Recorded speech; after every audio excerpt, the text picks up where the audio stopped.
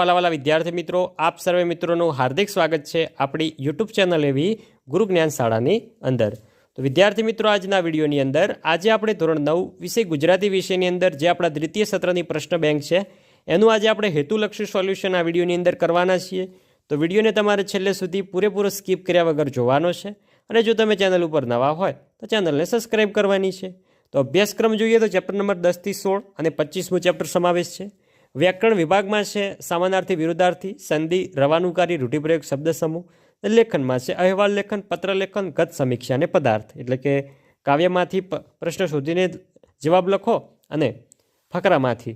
તો વિભાગ એ જોઈએ, એમાં સૌપ્રથમ જોડકા છે.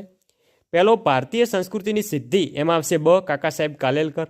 વાડી પરના વાહલા, એમાં આવશે અ ઇસ્માઇલભાઈ નાગોરી. પછી છે કૃતિ અને સાહિત્ય પ્રકાર કુદરતી, એમાં આવશે ક એકાંકી. સખી માર્કંડી, એમાં આવશે બ લલિત નિબંધ. નેક્સ્ટ આગળ જઈએ. પાત્ર અને કૃતિ યાસ્કરાચાર્ય, તો આવશે બ ભારતીય સંસ્કૃતિની સિદ્ધિમાં. કાશી, તો એમાં આવશે ક કુદરતીમાં આવે છે.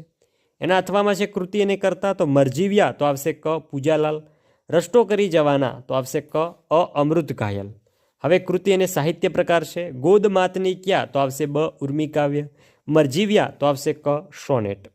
હવે આપણે ખાલી જગ્યા પૂરવાની છે. પહેલો કુદરતી કૃતુમાં સહજ રીતે થતા ખાલી જગ્યાનો મહિમા વર્ણવ્યો છે, તો સહજ રીતે થતા કામનો મહિમા. બીજો વિજ્ઞાનની જેમ જેમ પ્રગતિ થતી જશે તેમ તેમ માનવમાં વૈજ્ઞાનિક વૃત્તિ વધતી જશે. ત્રીજો ભરવાડો કહે છે કે માર્કંડી ખાલી જગ્યાના ડુંગરમાંથી આવે છે, તો આવશે વૈજનાથના. ચોથો મહાભારત ખાલી જગ્યા પર્વમાં વિભાજિત છે. મહાભારતમાં કેટલા અધ્યાયો છે? 18. પાંચમો છે સોનેટ ખાલી જગ્યા પંક્તિઓમાં લખાતું કાવ્ય સ્વરૂપ છે, તો આવશે 14. છઠ્ઠો અમૃત ભટ્ટનું તકલનું નામ ખાલી જગ્યા છે, તો આવશે ઘાયલ. સાતમો સુર તાલ અને સંગીત મળશે ખાલી જગ્યા માનો ક્યાં, તો આવશે ટવકો માનો ક્યાં. આગળ છે ચોથો કે દેવલો ખારા કોડાના મેળામાં બૈરાના કપડાં પહેરી પાટિયા પાડી નાચતો હતો. નવમો છે મરજીવ્યા કાવ્ય ખાલી જગ્યા સંગ્રહમાંથી લેવામાં આવેલ છે, તો આવશે પારિજાત. 10મો કવિ મૃત્યુ સામે ખાલી જગ્યાને પડકાર આપે છે, તો મૃત્યુ સામે કાળને પડકાર આપે છે. હવે છે એક વાક્યમાં જવાબ લખો, એક ગુણના છે. મરજીવ્યા કાવ્યમાં કયો ભાવ વ્યક્ત થયો છે, તો આવશે મક્કમ મન અને કામ પ્રત્યે સાહસનો મહિમા વ્યક્ત થયો છે. બીજો છે માર્કંડી લેખકને શું આપતી, તો માર્કંડી લેખકને શક્કરિયા અને અમૃત જેવું પાણી આપતી. બીજો છે કરી, મરી, તરી, ભરી, ઠરી પ્રાસયુક્ત શબ્દોને ગઝલની પરિભાષામાં શું કહેવાય છે, તેને આપણે કહી શકીએ રદીફ. ચોથો છે ભારતીય સંસ્કૃતિની સિદ્ધિ કૃતિના આધારે ભારત પાસે અદ્વિતીય એવું શું છે, તો અદ્વિતીય એવું વિચાર સંપદા છે. પાંચમો છે ગુજરાતના કારવાન કાફલાને વાડી શું આપે છે, તો વાડી આપે છે આશ્રય અને આવાસ અને આહલાદ આપે છે. છઠ્ઠો છે હાજર હાથ હજારો એ પંક્તિનો અર્થ. આ મિત્રો મોટો પ્રશ્ન છે. સાતમો છે ધર્મ સંકટ સમયે ગીતામાંનું શરણ કોણ લેતું હતું, તો આવશે મહાત્મા ગાંધી. આઠમો સ્વર્ગના નિયમ મુજબ કયું કાર્ય પુણ્ય કહેવાય, તો આવશે સહજતાથી થયેલું સદકાર્ય. નવમો રસ્તો કરી જવાના કાવ્યના કવિ દુઃખ માત્રની દવા શાને માને છે, તો આવશે આત્મબળને. 10મો લાભશંકરનું ઉપનામ જણાવો, તો છે પુનર્વસુ. નેક્સ્ટ વિભાગ બી છે. વિભાગ બીના પ્રશ્નો જોઈ શકો છો, જે મિત્રો 2 ગુણના પ્રશ્ન છે. સંપૂર્ણ પ્રશ્નો જે તમને આપેલા છે એ તમારે વિડીયો સ્ટોપ કરીને સંપૂર્ણ પ્રશ્નો નોંધ કરી લેવાની છે. મિત્રો તમારે તૈયાર કરી લેવાના છે, કારણ કે આ પ્રશ્નો અતિ મોસ્ટ આઈએમપી છે બીજી પરીક્ષાના અંદર પૂછાવા માટે આ તો તમારે તૈયાર કરી જ લેવાના છે. વિભાગ સી જોઈએ, વ્યાકરણ વિભાગ. એમાં સૌ પ્રથમ છે સાવાનાર્થી. પહેલો છે શાશ્વત, તો થશે નૃત્ય. સિંધુ, તો થશે સમુદ્ર. સાતી, તો થશે હળ.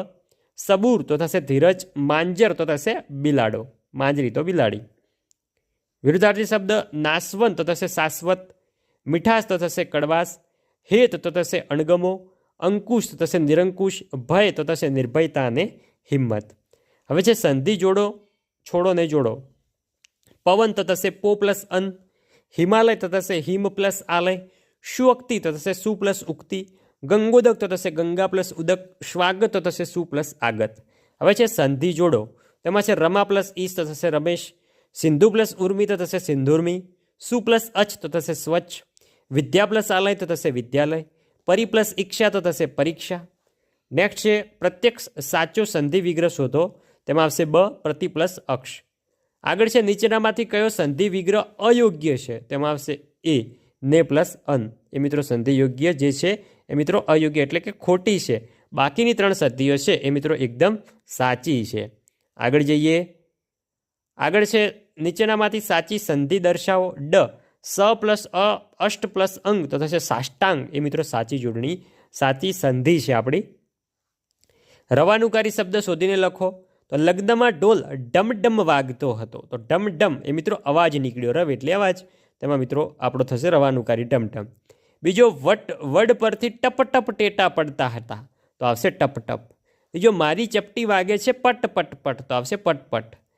ચોથો છે અષાઢના ઘનગર્જન ઝીલ્યા રણજણતા ઉરતંતે તો આવશે રણજનતા.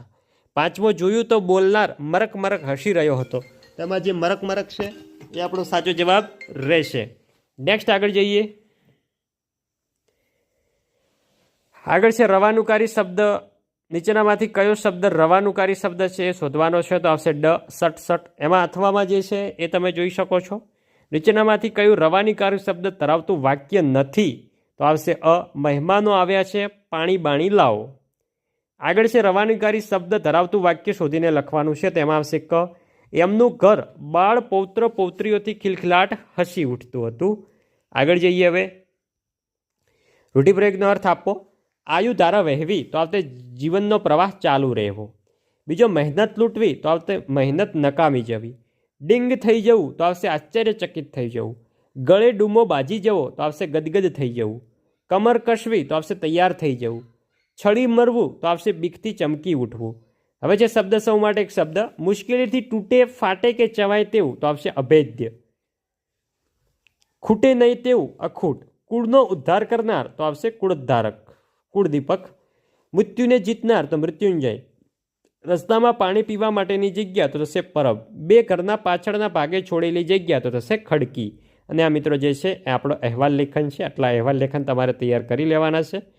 તો વિદ્યાર્થી મિત્રો, આ હતું આપણું ધોરણ 9 વિષય ગુજરાતી વિષયની અંદર જે તમારી એકમ કસોટી છે એનું હેતુલક્ષી સોલ્યુશન.